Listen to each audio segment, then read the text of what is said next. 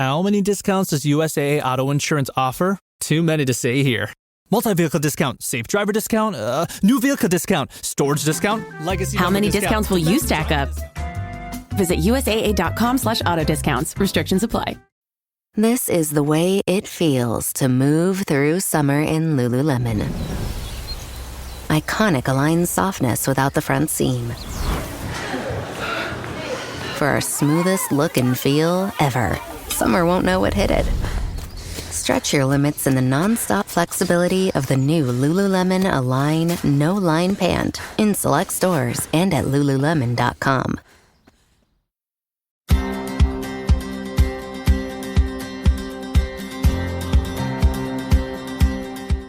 Hello everybody and welcome back to my podcast, Esme's Country Life. In today's episode, we're going to be talking about the secret life of influencers or content creators or whatever you want to call them, because I've been in this industry now for, I want to say 10 years, a whole decade. It's been a long time. If you're new or don't know much about me, I am like an OG content creator. Back in the day, started on YouTube before TikTok and all that ever existed, and I've been doing it a while. I've specialized like in the horse world and horse community, but now I do a little bit of everything from fashion, beauty, country living, lifestyle, house renovation. Feel like each year I just add another little thing to the channel. But anyway, so yes, I have met lots of different content creators within the horse industry, outside the horse industry, and also like even just recently going to different kind of influencer or content creator events. I've talked to people and there are just like little things that people do or in the kind of influencer content creator world that still like today, like I'm learning out new things, new gossip. So today I thought we would talk about it all, because a lot of the time when I meet new people and they ask me like, oh, what do you do? Like it's a normal question that comes up. I don't know, when I say content creator, I always get so many different questions. So I thought in today's video, I'm going to be talking about lots of little taboo topics as well. We're going to talk about how content creators earn money, like the stuff that they don't want you to know about. But anyway, before we begin, I just want to say a huge thank you to the sponsor of the podcast, Redpost. Redpost is an equestrian and country store based in the UK, but they also ship all over the world. And let me tell you, something new, something exciting that's coming out is Lemieux, one of my sponsors also, they have new tall boots. They have come out with riding boots for humans. They've done boots for horses for years, but they now have boots for humans. And if you go into a Redpost store, you can actually get a professional boot fitting, because the last thing you want when you buy a new pair of riding boots is that you want to make sure that they fit properly. So go and check them out, or if you already know your size, then go to redpostequestrian.co.uk. So yeah, thank you so much to Redpost for sponsoring the podcast, and we're actually going to be talking a little bit about that later. We talk about sponsorship, brands, that kind of thing. But anyway, let's get into the secret life of influencers or content creators. Now, again, we're going to do a little bit of a rewind, because I obviously at one point in my career had to make the decision to do content creation full time, which I feel like for any person, like it's a big step. Even, you know, back then, I remember, because I was very lucky that I started doing all of this, I want to say at the right time. I was very lucky where it was like a thing that people were doing. You had your big creators like PewDiePie, Zoella, that sort of thing 10 years ago on YouTube. They were the Mr. Beast of today. That's what I'm going to describe them as. And I knew, like, people kind of knew that content creation was a thing. People knew that you could earn money from it and make a career out of it. But when I started, I personally never thought that this would end up being my full-time job. Like, and a lot of people were like, oh, did you like not even like a little inkling? No, not at all. I honestly did it for fun, as like a way of tracking my progress with my horses. My phone will run out of storage, so that's why I just like post videos of me riding to YouTube. Also meant that my friends and family that lived far away could see what I was getting up to. And I kind of, I used it to track my progress with my young horse Casper that I was training at the time. So number one, didn't set off to be a content creator, just posted a few videos for fun and for myself. And number two, the other reason is at the time when I started, there were no content creators in the equestrian world that were doing it as like a full-time job or were making a career out of it, or probably were. I don't think anyone was really making like any money at all out of it, really. Like, nobody was being sponsored by brands. The only like people that were being sponsored by brands were like professional Olympic horse riders. And even then, a lot of those guys, like at the top, were only doing it for free product. They weren't really like getting sponsorship money, but we'll get into that later anyway. But yes, so never thought there would, number one, be enough horse people in the world to ever make it a viable career. Like the people that I did know or like watch that made it a career, they had millions of views, millions of subscribers. So yes, anyway, so yeah, started off kind of by accident and then just really enjoyed it. Found it so much fun, was posting for like 2-3 years before I earned a single penny, and I feel like that's dedication and shows that is, you know, this is something that I really enjoy and love, and started off as a hobby and something that I put so much time and effort into and wasn't looking for that reward afterwards. So yeah, that's kind of a little background on how I started. But yeah, let's so I do have my notes today. As you guys know, I'm very good in my podcasts at going off to topic, chatting about lots of different types of things. But yeah, we're gonna start off because the question, this is a little bit of a taboo subject, and I was like, do I want to talk about this on the podcast? Do I not? And the thing that I get asked most is, Esme, how do you earn money? Because honestly, I think getting into content creation nowadays is a lot more difficult because most people, they start off on TikTok. Now, for me, TikTok is probably the platform that I put the least amount of energy into. We have a love-hate relationship. Like, it's one of those things where but yes, but I do post on TikTok because, number one, I know a lot of you guys watch on there. Number two, keeps the brands happy. And number three, I mean, and also it means that some people, they'll watch my TikToks and hopefully they'll come and see me on the podcast, or they'll come and see me on YouTube, where I don't know, I'm a proper OG creator. I love long form content. I feel like you can develop more of like a relationship with someone and like know more about their life rather than seeing 3 seconds of brain rot and then scrolling on. Maybe that's just me. Anyway, so I think a lot of people, yeah, let me know in the comments also if you're like a long format person or a short format person. I feel like if you're listening to the podcast that you're probably going to be a long format person like me, because I love a good podcast. I love a good like long YouTube video to have on in the background while I'm getting ready or cooking or that kind of thing. So anyway, maybe I'm just getting old at the ripe old age of 24. Anyway, moving on. So yes, I think most people nowadays, when they start off content creation, they start off on short form platforms like TikTok, sometimes like Reels on Instagram, that sort of thing.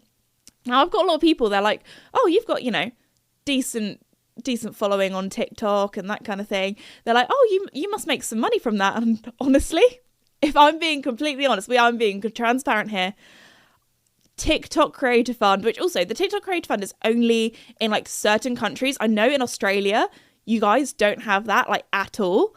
And I mean, don't get me wrong, having some money coming in, like not complaining, very, very grateful. Every little helps. But I would not be able to pay my bills with my TikTok money at all. I think it's not much. It's not much. Like I'm talking maybe £100 a month, which when not even that. Like as a kid, I remember when I first got my first paycheck from YouTube, which was about £100. I remember being like, oh my gosh, like 15. No, I was a bit older than that actually. 16, 17-year-old me was like, oh my gosh, £100. I am balling. Take me to the tax shop. Take me to Red Post. Perfect. Let's go. But as an adult, you come to the realization that, you know, that sort of level of money, that's like... Introducing the new Volvo XC90 with 7-seat versatility, Google built-in, and advanced safety features for all your precious cargo. The new Volvo XC90, designed for life. Visit volvocars.com/US to learn more. On WhatsApp, no one can see or hear your personal messages. Whether it's a voice call, message, or sending a password. To WhatsApp, it's all just this. So whether you're sharing the streaming password in the family chat or trading those late-night voice messages that could basically become a podcast, your personal messages stay between you, your friends, and your family. No one else. Not even us. WhatsApp. Message privately with everyone. A week or two worth of groceries, you know, you got your electricity bill, you got rent or a mortgage to pay off or whatever. Like that is not enough to live on at all. So you might be thinking, Esme, how do these content creators then earn money if it's not from the creator fund? Like, don't get me wrong, you could get a video that blows up and you could get like a few million views and maybe you'd get a bit more money than that, but it's not much. I feel like you could only really live on the TikTok creator fund if you were mega huge. That's not a word, but you know what I mean. If you were like one of the top, like Charlie D'Amelio top content creators that's getting multi-million views per video, then you could probably maybe make enough money to like live on. But the way that most content creators nowadays earn money is through brand deals. Now, I was really lucky, again, if we go a little bit further back to how I started, the reason why I was able to make that leap I was very lucky that content creation for me came along at the perfect time. It kind of got to the stage where it became a full-time job at the time where I'd just finished my exams at school. I decided to have a gap year before going to uni, see if I could make this social media thing work, and I was really lucky that it did work out. But if I'm being honest, I did put a lot of hard work, energy, blood, sweat and tears into my channel and everything as well. So I'm not going to lie, I'm not going to deny it. There was some luck there. But also, I'm not going to deny that I worked my butt off as well. So anyway, the reason why I was able to make that leap and be like, okay, I think this might be the decision that I can make it full time, was because of the YouTube Creator Fund. When I tell you, the YouTube Creator Fund, it is like 100 times better than TikTok.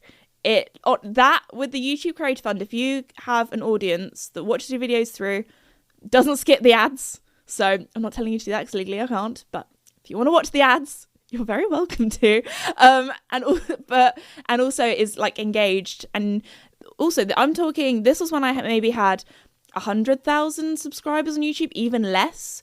I was able to earn enough money where I was like, okay, this is more than my job, my part-time job at the vets. This I could probably like live on. Definitely as like a 18-year-old living at home could definitely live on. So I'm being 100% like transparent. YouTube is the way that you can earn money.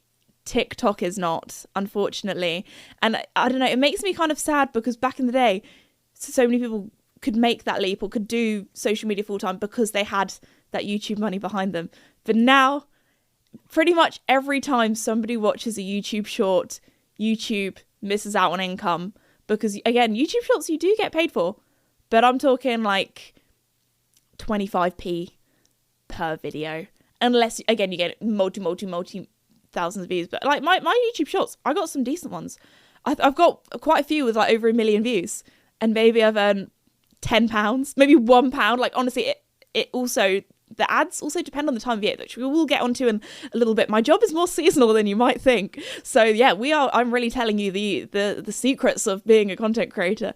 But anyway, so yeah, but short form videos you earn no money from. Also Instagram, you earn no money from. There's none of that unless you do like channel memberships and all that kind of stuff. But that's a different kettle of fish. We won't get into that because not many people do that. But yes, but YouTube, if you want to, that is the only way that from like an actual platform paying you that I think it would be possible to do full time unless you're like Charlie D'Amelio.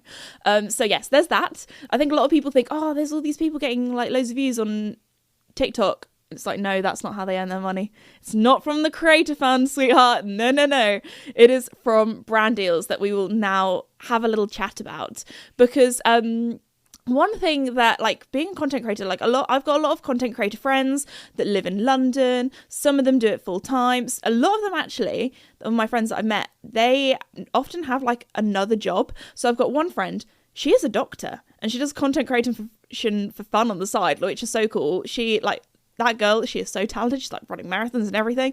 I've got like quite a few different people that do like other things kind of within the media industry. Maybe some people are also a radio DJ, or maybe some people do like freelance presenting for brands and different things like that. So often a lot of people that I talk to, it's not just content creation they do. They often do lots of little side hustles, which I feel like I also do as well, because, you know, I've got the podcast, I've got a series of books with Penguin, there's lots of other things that I also do. I also do some presenting as well, so there is that. So I think also, so yeah, sorry, back to brands. So say you've got to the stage where you've got a little bit of a following, you might have different management companies that see your stuff and want to pick you up. Now, I've worked with management companies and I've also worked with my dad. At the moment, my manager is my dad, if you didn't know. So I'm very lucky to have somebody that I work with that I know has my back 100%. I know that really, like, shout out to my dad. He is amazing. He puts so much effort and love into the channel and into me, and yeah, anyway, so he's blushing behind the camera, but yes, so I started off, actually, this is a real secret of mine that I haven't really talked about much on my channel, but when I first started getting contacted by brands, I was a 17-year-old girl, and a lot of the time, I kind of very quickly came to the realization that these brands were not going to take a 16-year-old girl seriously. So what did I do? I was like, Dad, I've got my first like brand deal kind of thing like come through on emails, on my little business email that I made up. Also, top tip, have a separate business email to your personal email. Just do it, trust me, for two different reasons. Number one, you don't want to be mixing those two lives together. It's very good to have separate ones. And number two, oh my goodness, please, do not have a public email as the email that you use to log into your like social media accounts. Because if not, if they can hack into your email, you've lost all of your social media accounts. So that is just a little top tip for you all. Have separate like emails. But also it looks more professional having like a email that actually is like your username, all that kind of stuff. I have multiple different emails. I have my public email, and then I have my secret email that I only give out to like my brands, my sponsorship, that kind of thing, because I get a load of rubbish through on my public email. Oh my gosh, the worst story I had with my public email, I don't know who did this, but somebody, please don't do this to me again, but somebody set my like public email, they added it to a really dodgy site, and I was getting all these emails about single women in my area, older single women. I was like, this is, I do not want this. I'm not looking to date older women. Like, what is going on? So I was getting all these dodgy spam emails through. So there we go. That is also another reason to have a separate email. Top tip in life. Anyway, so yeah, back to brand deals. I was like, I know how this world works. There's a lot of misogyny out there. I know that they're not going to be taking a young female woman seriously. So what did I do? First brand deal came through. I said, Dad, number one, I was like, Dad, can you help me with this email? Because I am dyslexic and I want to look professional and I want this to be right. But also I said, Dad, I've got a plan. Can I write at the end of the email, instead of writing Esme, I did get his permission. He did help me with the email. So I wasn't like using a fake alibi. I was like, can I write from... or like, kind regards, David, team This Says Me. He was like, yeah, perfect, do that. So from the get-go, it looks like you're more professional, because I was like, yeah, I employ people. I got David from team This Says Me. He can help me out. So did that, and tell you what, it worked. I was like, so from then on, I was like, you can help me with my negotiating, and you can help me with my brand deals, because at the end of the day, they're going to take a middle-aged man more seriously than a teenage girl, which is very sad, but you know what? It's the way of the world. So anyway, there we go. That's a little top tip. If you're younger, get an older man to help you. No, not like that. Anyway, you know what I mean. So also another thing that makes you look more professional that I don't think many people know about is having a media pack. Now, this is something that you might want to do a little bit further on in social media. Now, again, I was talking to my friends about this. They're like, I didn't have no idea what a media pack is, because if you couldn't tell, I'm very passionate about what I do and I love to chat about what I do. But at the end of the day, my friends aren't always as interested in these kind of things. But anyway, I was like, oh yeah, like I was sending this media pack through, and like, what is a media pack? So basically, you make like a little kind of slideshow of, like, I would say on there, I would put photos of me at events, at horse shows, at like cool things that I've done, cool opportunities that I've done, kind of as examples. Also like big brands that I've worked with as examples. On there, often you would put the amount of followers that you have, your engagement rates, how many views you get, how many like comments you get on the average post. Brands really like click-throughs. So if I do a brand deal, they want to see how many people have clicked that link. So again, legally, I cannot tell you to do this. But if you, for whatever reason, would love to click on a link that I put up when I do a brand deal, that it helps us all out. And you know, the more brand deals that I do, unfortunately, the better content you guys get, because I got some cool videos coming up, and sometimes you gotta put a big budget behind some of these things. So anyway, if I'm being transparent, just letting you know. But yeah, so that's other things that some people like to put their rates on how much they like to charge per post. I often like to keep that a little bit open-minded. So sometimes I don't actually put that on, just because sometimes brands have different budgets. Sometimes, like, if you're working with a brand that maybe has a smaller budget, but they have a product that they're giving to you that's worth a lot of money, there's that as well. So there's lots of different like things. Often I like to prefer to go to a brand and be like, look, what's your budget? And then I'll tell you how many posts I think that's worth. How many, sometimes I like to do like a little, sometimes with brands, you can do like a little bundle. So for me personally, I think brands nowadays prefer long format. So all of the things that I get come through, they're always to do with my YouTube channel. A lot of the time they're like, yeah, we want like a, 40-second integration within a video. Some obviously like a whole dedicated video, that's going to be more money.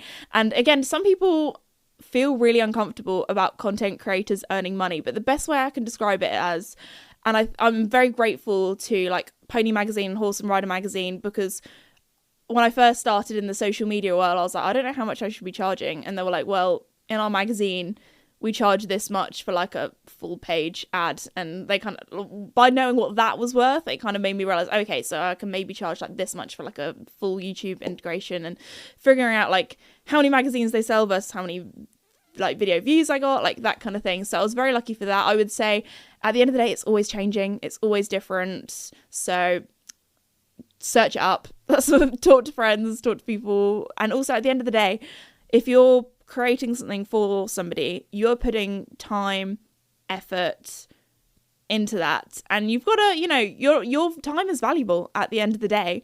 So you can't be doing stuff for free. At the end of the day, I know some people that are like, oh, content creators shouldn't get paid. Look at like big channels like on telly, they have adverts on. Are you saying that they shouldn't have, if they got adverts on in the ad breaks, they shouldn't be paid? At the end of the day, I think it's nicer that an average Joe, an average person like me, can earn like a bit of money than these huge corporations. And also, like, I'm very grateful to YouTube, because actually the ad revenue split is 50-50, which I think is incredible and really, really good. So shout out to YouTube for that. Again, maybe that's why they're a bit better than TikTok. Anyway, don't want to be throwing shade. Anyway, so there is that as well. So, but one thing that I do find really interesting is that, or one thing that I would find scary that like some of my friends talk about, is the thing is with content creation, you don't know what brand deals you're going to get.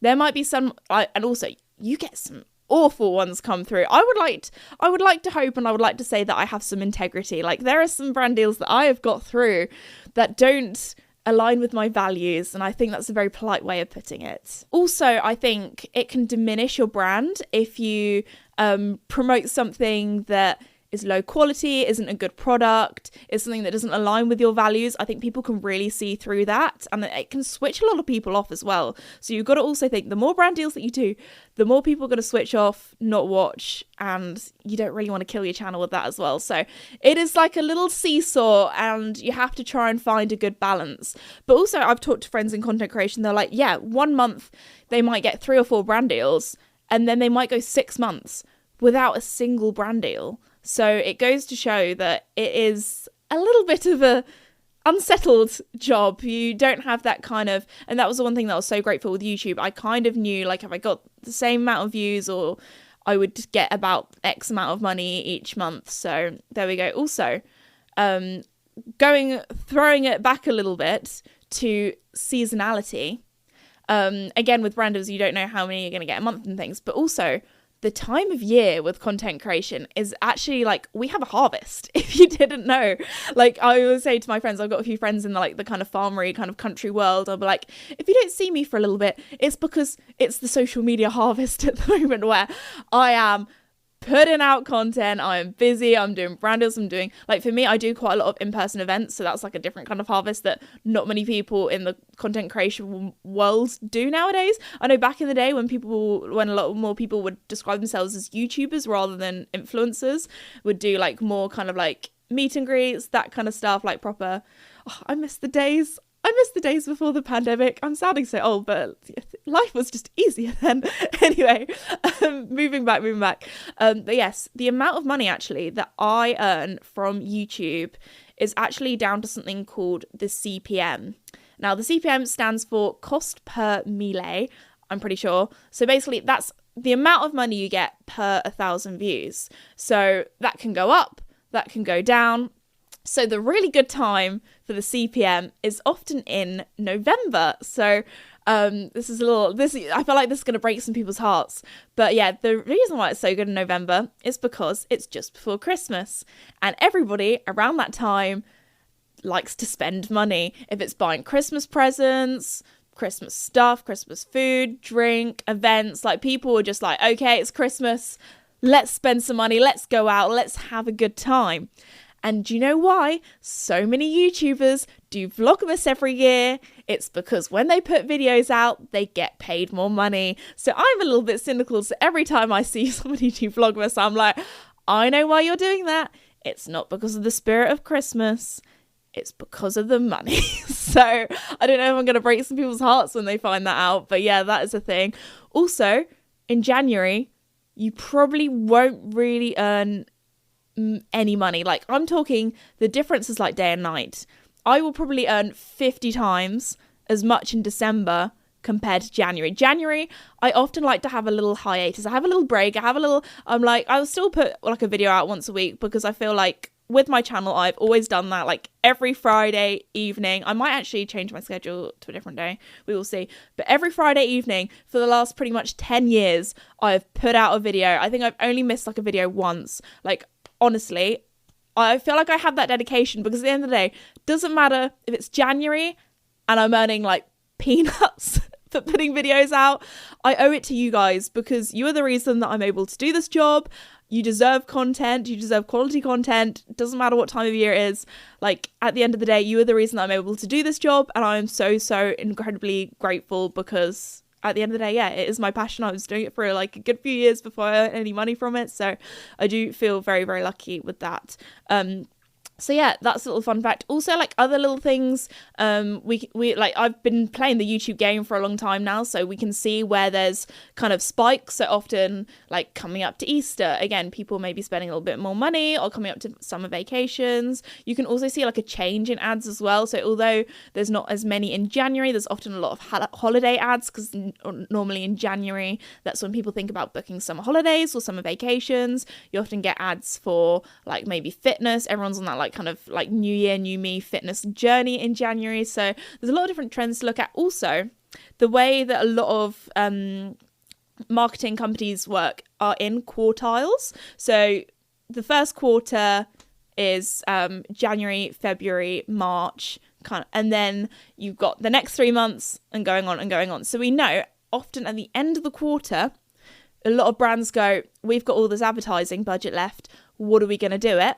A lot of them go, let's chuck it into YouTube advertising, or sometimes they're like, let's chuck it into content creators or influencers. So we often find at the end of quarters, it's maybe a little bit busier for us. Sometimes it's good, sometimes it's bad. Sometimes it gets to the end of the quarter and a lot of advertising companies like, we've already spent all the money.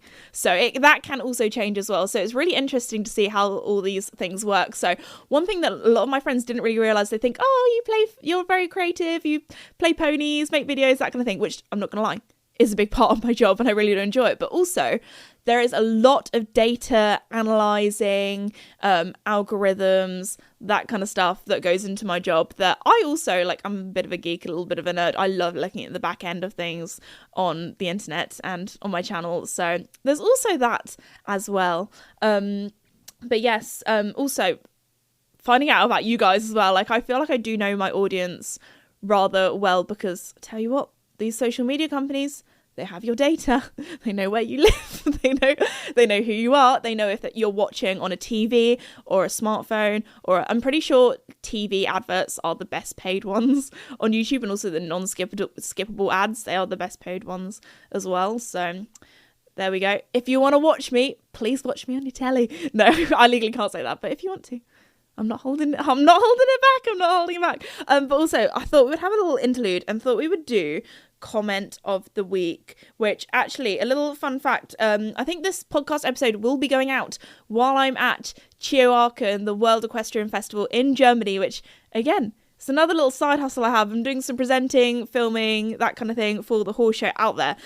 So yes, I'm actually pre-filming today's podcast episode today. So actually, we won't be able to do comment of the week on my most recent podcast upload because it's not out yet. So what we're going to do is I'm actually doing comment of the week on my secret Spotify channel that some of you might know of. I'm actually putting I'm putting some videos that aren't even out yet on my YouTube channel on my Spotify channel, because Spotify, they're even better than YouTube. So thank you, Spotify.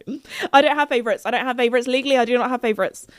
But Spotify, they treat me well. So anyway, I have actually gone on to one of my pony care series videos all about feeding, which I'm pretty sure is not on my YouTube channel yet. We will see. It depends on when it comes out.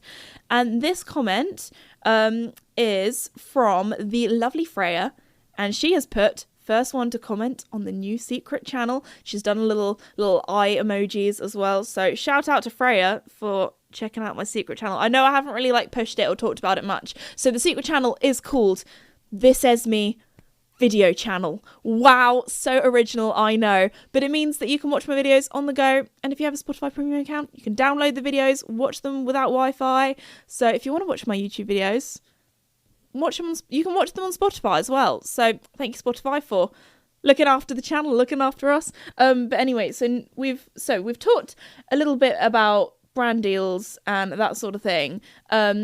Often, actually, with brand deals, the way they work, so there's lots of different relationships that you can have with brands. My personal favourite ones are long-term brands, like Red Post, the sponsor of the podcast. So very, very grateful to have them sponsoring the podcast. They are really, really good to work with. So we have a long-term kind of thing going on. So, and also I'm very close to the family that own Red Post. I prefer working with smaller companies on a bigger scale, and it means that if they're oh, Esme, in the podcast this week we've got a new shipment of this colour saddle pads, can you chat about it? I'm yeah, sure, easy. When sometimes when I work with big brands, which are often outside the equestrian world, you're talking to somebody that doesn't really know you. They're oh, she looks good, add her to the list, can you do this? Here's a little brief of what we want you to say in the video. Sometimes people can let you be really creative. Sometimes they're here's a script that we would kind of want you to put in your own words. Please, can you say these bullet points?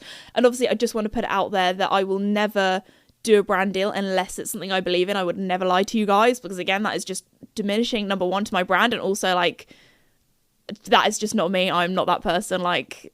That cringes me out when you see people do stuff like that. So they're here's key features of the product, say it in your own words, needs to be about 30 seconds long, 60 seconds long, depending on the ad. Sometimes I do little bundles where it's I'll do some stories as well. And then also often when you're working with these big corporations, you create the content, you go through the brief. They have a few do's and don'ts, which most of the don'ts are don't say anything negative or that kind of thing, which is fair enough. If you're paying someone to talk nicely about your product, you don't want them, chatting bad about it. So anyway, and then you send it off, and I'm not gonna lie, brands can be picky sometimes. Honestly, the amount of times my dad and I are what are they gonna say? Often, a lot of the time, I think these people, their job is, they feel they have to at least make one change. And it'll be the tiniest thing. They'll be can you get some more B-roll? If you don't know what B-roll is, it's say I'm filming my podcast now, and I want to put some video, say I'm talking about my horses, I'll put some video over the top of me talking of my horses. It's like extra kind of footage or extra kind of clips that you put over the top of a different clip. So anyway, they were like, oh, can you put some more B-roll in? Oh, can you just like mention this added feature that we didn't put in the brief? And it's like, guys, come on. Oh my gosh, the amount of, like, I know I can't really complain about this because I'm very lucky to have this job, but sometimes it's like, the video's going out next week. This is when you want it to go out for the product launch. And they're like, and you've sent the video like 2 weeks in advance. They get back the night before, be like, can you just refilm this? Or can you just change this? And it's like, oh my gosh, could have told me that 2 weeks before. Come on, guys. So there is that. That is one thing that I would say is when you do work with brands, be prepared the night before to have some last minute filming and last minute changes. Throw away your social life. You've got to get this done. So, or there's been times where, perfect, got this video all ready to go, scheduled, approved by a brand night before. Hi, this product has been sold out. So can you put something else out that day? And I'm like, okay. So I always like to have, when it comes to YouTube, because again, I don't want to let you guys down. I want to make sure there's a video for you all. I always like to make sure that I have a bank of videos in case anything happens, because at the end of the day, life can life, you know. You could like have a family emergency, you could have like an awful thing happen, you could be ill, you could like be grieving. There's so many different things in life that can throw at you. And sometimes, yeah, like a normal job, well, actually, some normal jobs, like, they would not let you have time off, which I feel so bad for some of my friends that have, like, gone through, like, traumatic life events, and work's like, nah, you don't get time off for that. And I'm like, what? So that's one thing that I am very lucky with my job, is that I do get to pick and choose my hours. So if I'm having a family emergency, I can be there for my family. Unless, like, I'm in a different country, then I'm sorry, guys. Like, I can help you as much as I can from a phone call away. But a lot of the time, yeah, I do get to pick and choose my hours. But also, there are times where it's like, nope, sorry, got to do this thing, got to get this thing done for a brand. So the best way I can describe it, it's like working for lots of different companies. I guess, yeah, at the end of the day, like, when I talk to people about my job, I say I've got my own video production company, which I think is the best way to describe it, because at the end of the day, I'm making content for you guys, for myself, and for brands. So that's what I normally say, because if I say content creator, then most people think I sit around on TikTok and my family fund my life, which is not the case. But anyway, so there is that. So yeah, that is one thing with brands.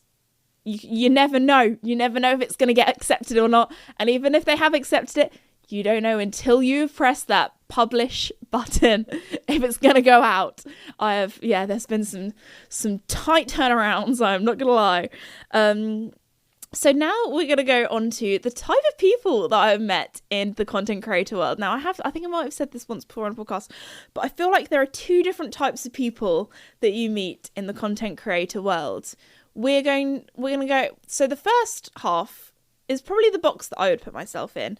And that is somebody in a niche. Somebody who is very passionate about their thing that they talk about. So for me, that's me with horses. You also meet a lot of neurodivergent people as well. So I've met some really cool people in my time, and really fun people as well in my time in social media. And then you get the other half of people that I would say are the attractive, funny, popular people. Do you know what I mean? I feel like there's like two different boxes. There's somebody that's really good at their niche. Maybe they're a really talented chef and they're really into food, or maybe they're a really talented athlete and they're really good at what they do, or really interested in their topic, or really interested in trains. They have like a whole train channel. Like, there's so many different people with so many different niches, which I think is incredible. And then you also have the like blown up on social media because they are like the most beautiful person you have ever seen in your life, or maybe they are like the funniest person, they have like a huge personality, and you're like, you were definitely like popular at school. So I kind of like walk into a group and I'm like, I always like wonder, like, I don't know if it's just me that thinks this, like, you have the like niches and the popular kids, and I always think to myself, I wonder which kettle of fish, like, I wonder which one they're putting me in. And I think maybe they look at me and they might go, oh, like, well, I don't want to toot my horn, but maybe they're like, oh, she's one of the cool girls. And then as soon as I open my mouth, they're like, oh, she's a horse girl. She's too nerdy for us. Anyway, so I feel like, yeah, I've got like I'm like the secret third option. Maybe we'll see. But just putting it out there, I was not popular at school. I just had a little bit of a glow up. Anyway, so there is that. But yeah, you meet lots of different people from lots of different backgrounds. And one thing that I would say is I feel very lucky to be in a niche. As much as like I do lots of different things outside the horse world and in lots of different areas and lots of different industries, at the end of the day, horses have always been my passion. I absolutely love them. They will forever be in my life, and they will forever be like a big part of the channel. But also I'm very, very lucky to have long-term partnerships with so many different equestrian brands. So I'm going to give them a little shout out. So obviously we have Lemire for like my horse riding clothes and the horse's clothes. We also have Charles Owen for helmets. Also, those brands are also available at Red Post. Also Red Post, I know I've talked about them a lot today, but they very, very lucky to have them on board on the channel. We have Bailey's for my horse feeds. We have Voltaire Design for my saddles. Aquito horse boxes or Bloomfield's horse boxes very kindly provided me with a horse box. So very grateful for that. So, and I know that a lot of people will be like, Esme, you don't deserve this, which, not gonna lie, I do have some real bad imposter syndrome, because at the end of the day, like, I am like an average horse rider. I'm not going around competing at the Olympics. I'm not going around, 5-star events or anything like that. But I do think I bring a value. And at the end of the day, I don't see myself as like a professional rider. I see myself as a TV channel.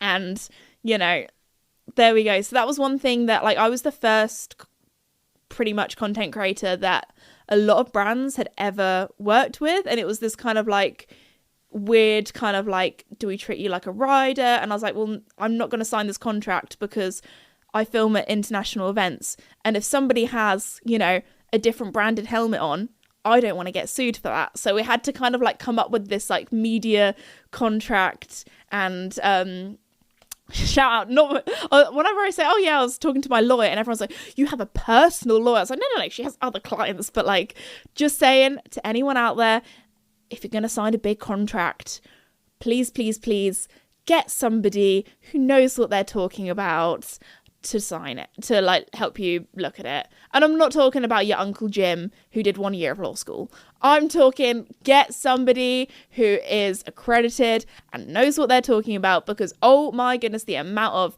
sticky, slimy, snaky, whatever you want to call it, contracts that I have been given, and my homegirl has been like, Esme, do not touch this, do not sign this. She gets a big red highlighter out, just like, red flag, red flag, red flag. You don't want to get sued for this. So just saying, just putting it out there.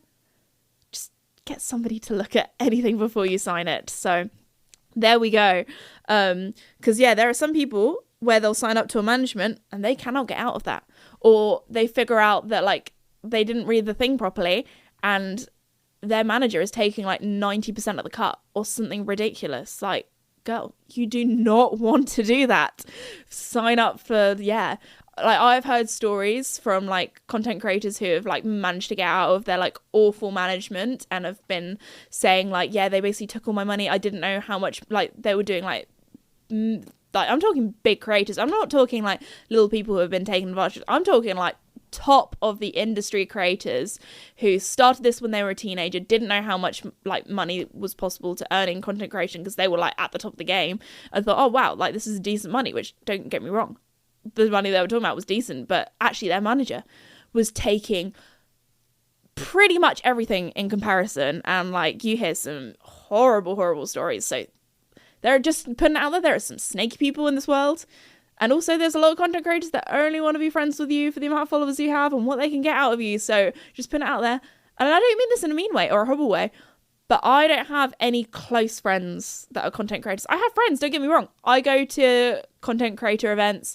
I catch up with friends. We chat. But these are not the people that I'm telling my deepest, darkest secrets to. I mean, I'm not a deepest, darkest secrets kind of gal. I'm a pretty open gal. I don't really have any secrets, but you know what I mean. We're not having those like deep chats chatting about stuff. We're just like, oh hey, how are you doing, what are you up to, like that kind of thing.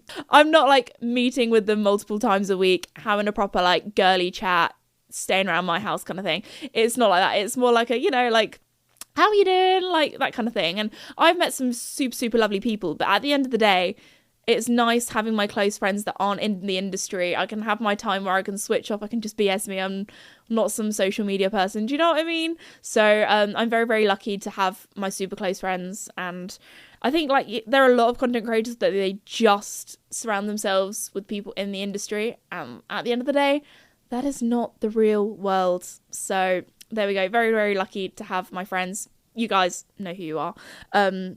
But yes, I think I don't know how much I've rambled for. I'm trying to think if there's anything else that I've missed out. Davide, would you say I've missed anything out? Anything else that you would say about the content creator world? Because also, as much as like I'm in this world, my dad is, I have dragged kicking and screaming, not quite kicking and screaming, but I have dragged into this world as well, which is a funny old world at the end of the day. And I just, before we finish, I just want to say how grateful I am to have this job. And I know it's something that like could disappear tomorrow. So every opportunity and everything I get, I'm just like, I clutch onto it, I hold on to it, and hopefully like the experience, because I have lots of people that are like, well, what do you do if it all disappears tomorrow? And at the end of the day, I feel very lucky to have experienced so many different experiences. I have a lot of knowledge about the industry like under my belt, so there's lots of different things that I could go into, if that's in the horse world, in the marketing world, in the video editing world. I mean, I am a little bit scared about AI, I'm not gonna lie. If anybody has seen, I think it's called Google Vivo 3, I want to say, that kind of thing, you can literally like type in, make me a video about a fisherman on a boat who falls in love with a princess, I don't know, something like that, and it will basically make a whole movie for you. And I'm getting so many videos now where it's like, is this real, is this AI? And after you've watched a few, you can kind of see it, because I feel like the AI is just like a little bit too perfect, like all of the flowers are symmetrical, or like just like little things like that. There's never like a bit of rubbish in the background like that. It's just like a tiny bit too perfect. That's how you can tell. But nowadays it is getting scary. I mean, I'm lucky that I do have the kind of like connections in live sport, so I could always go into presenting or stuff like that, because that's something that AI probably can't. You know, you can make videos and that kind of thing, but you can't replicate live sport, can you? Or like talking to people live or interviewing athletes, that kind of thing. So there is that. But it is kind of scary nowadays when you go on social media, and the amount of videos that are on there is just AI brain rot rubbish. And it's like, no, this is not the chatty, long format, catching up with a friend on FaceTime kind of social media that I love. That is my favourite. If you couldn't tell, I'm very passionate about the podcast. It's one of my favourite projects that I do. And again, like with the books as well, that's like kind of good for your brain. It's good for your brain, guys. Stop the brain rot. Watch my long format YouTube videos and podcasts instead. Anyway, on that note, I'm very, very lucky that my long-term brands for supporting, and also the media channels like YouTube and Spotify for supporting me as well. So at the moment, I'm still able to do this as a job, and I'm very, very grateful to be in this position. But so anyway, that is the secret life of influencers. Let me know in the comments if there's the only other thing that really surprised me is not everyone posts things live, like on stories. Like, I would say most of the time I'm pretty live when it comes to stories, apart from if I'm in a certain place just for safety reasons. Like if I'm at London at a cafe having like a business meeting, I won't put at this cafe live tag, here I am. I will probably post that like once I've left that location, just for safety reasons, because you never know, because there are some weirdos out there. And let me tell you, I have had some experiences with weirdos online, but that's a whole different story that we will leave for another day. And anyway, on that note, I really will wrap up the podcast now, because you guys know I love to ramble. I love to go off topic. I just want to say thank you so much for listening. Again, you are the reason that I'm able to do this. And also another shout out to Red Post, who are awesome, for sponsoring the podcast. Go and check them out at redpostequestrian.co.uk. And I'll see you all in another episode. See ya. Bye.